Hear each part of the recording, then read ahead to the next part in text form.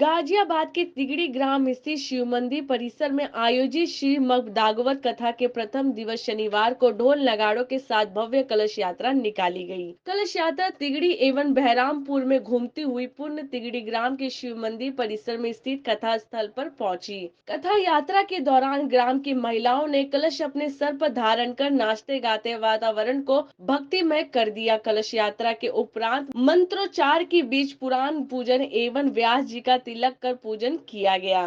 कथा के प्रथम दिवस कथा व्यास ओमकारानंद जी महाराज ने भागवत महात्म्य का वर्णन करते हुए कहा कि जब कोटि जन्मों का पुण्य उदय होता है तब जाकर हमें श्रीमद् भागवत कथा सुनने को मिलती है। कथा के श्रवण मात्र से हमारे मेरु पर्वत के समान पापों का शमन हो जाता है। इसलिए जीवन में हमेशा नेक कार्य करते रहना चाहिए। परोपकार की भावना हमारे जीवन को श्रेष्ठता प्रदान कर भगवान के निकट ले जाने का कार्य करती है।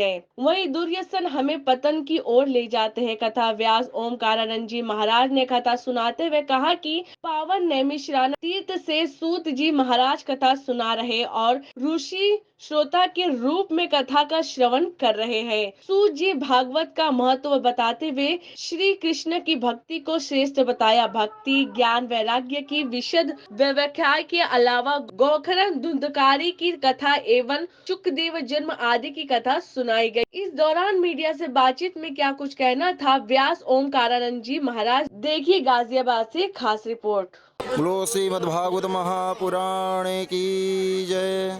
व्यास जी, आज प्रथम दिन है, आरंभ किया जा रहा है श्रीमद् भागवत गीता का। जी, किस तरीके से आज का पहला दिन रहेगा, कौन सी कथा का आरंभ किया जाएगा? आज हमारा पहला दिन है जिसमें कि कलश यात्रा होती है। कलश यात्रा होने के बाद आज महात्म्य बताया जाएगा कि महात्म्य ऐसा होता कि भगवान श्री सुखदेव जी ने किसको कथा सुनाया और किसके द्वारा कहाँ तक कौन सुना है, तो वही भक्तों को बताया जाएगा। और कलश के बारे में बताया जाएगा कि कलश क्यों उठाया जाता है, कलश में जो नारियल होती है वो कौन सी है और किसका रूप दिया गया है। आज का यही क्वेश्चन में बताया जाएगा।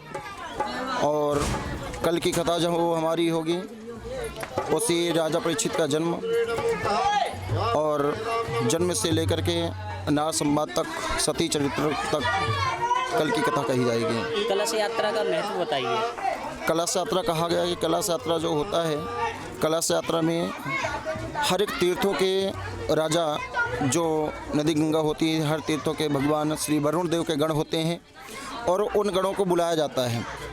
जो समुद्रिक शास्त्र के हिसाब से कहा गया है कि जितने तीर्थ यात्राओं के जल हैं इकट्ठा होते हैं वो वरुण भगवान के गणों को बुलाते हैं और उस जल को हम रखते हैं। उसमें सारे 33 कोटि देवी देवता का आवाहन करके बुलाया जाता है। जो कि कहा गया कि कलश, अगर कलश में जो जल भरा रहता है उस जल का बहुत ही बड़ा महत्व है।